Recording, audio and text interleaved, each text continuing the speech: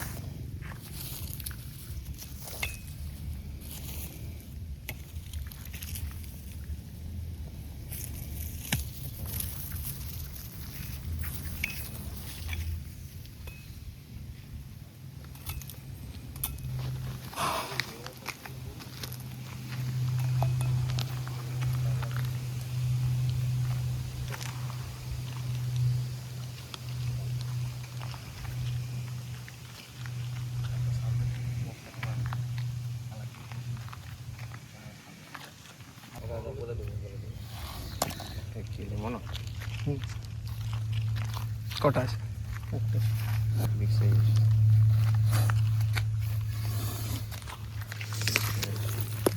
এই দেখে দেখে কলেজ ছেড়েছে।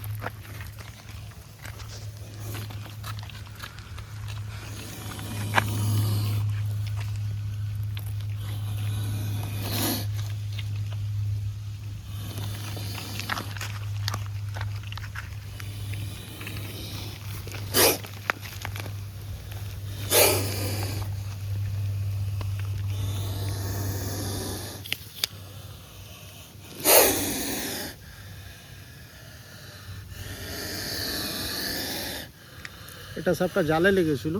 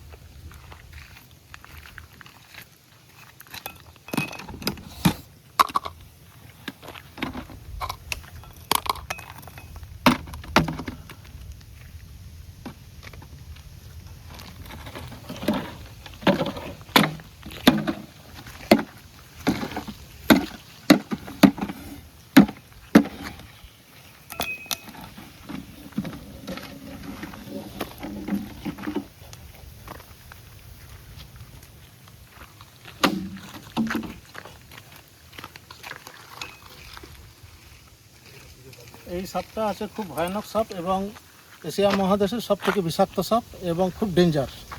এটাও গেঁতি জালে পড়েছিল সাপটা।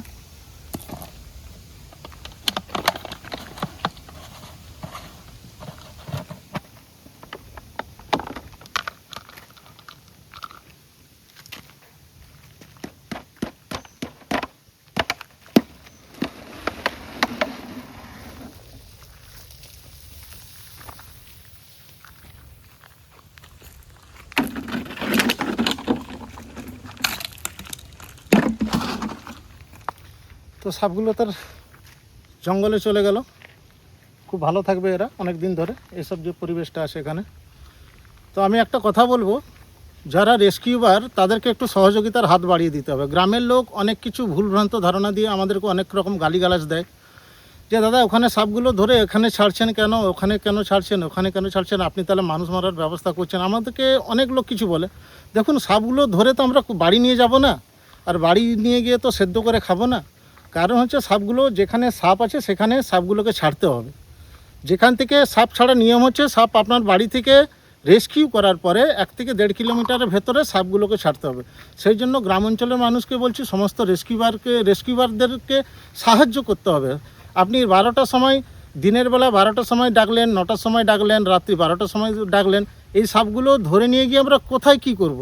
আমাদের এত দূর আসাটাও সম্ভব নয়। তাহলে আমাদের ওখানে সাপ একটা ছাড়তে হবে। সেই ছাড়ার জন্য আপনাদেরকে, হয়তো একটা সাপ ধরলাম আমি, এই সাপটাকে ছাড়বো কোথায়? তাহলে আপনারা একটু ব্যবস্থা করে দেবেন, আমরা সেইভাবেই ছাড়বো। তবে দ্বিতীয় কথা হচ্ছে, আমি কালকে আমার সোশ্যাল মিডিয়া থেকে 2টো জিনিস আমি ফলো করলাম। না কীরকম ফলো করলাম, এই যে যারা ড্রোন করছে, যারা ড্রোন করে কুকুরগুলোকে ক্ষিপ্ত করে তুলছে, কুকুর শুয়ে থাকবে তার উপর দিয়ে ড্রোন চালাবে, কুকুরগুলো পুরো উন্মত্ত হয়ে পাগলের মতো হয়ে গিয়ে মানুষকে কামড় দিচ্ছে। তবে যারা ড্রোন ব্যবহার করছে এটা কিন্তু ঠিক নয়। কুকুর কি করছে? আপনার তো কুকুর কিছু ক্ষতি করে না। আপনি তাহলে তার উপর দিয়ে ড্রোনটা চালিয়ে আপনি কুকুরকে ক্ষিপ্ত করে মানুষকে, বাচ্চা কাচ্চা স্কুলে যাচ্ছে, বয়স্ক লোক হাটে বাজারে যাচ্ছে, ওদেরকে বাইট করে দিচ্ছে, এগুলো কি? তো আমি বলবো, এগুলা প্রাণী সম্পদ দপ্তর থেকে অবশ্যই ব্যবস্থা নেওয়া উচিত সরকার থেকে, যে ড্রোন যারা ব্যবহার করে কুকুরকে ক্ষিপ্ত করা উচিত নয়।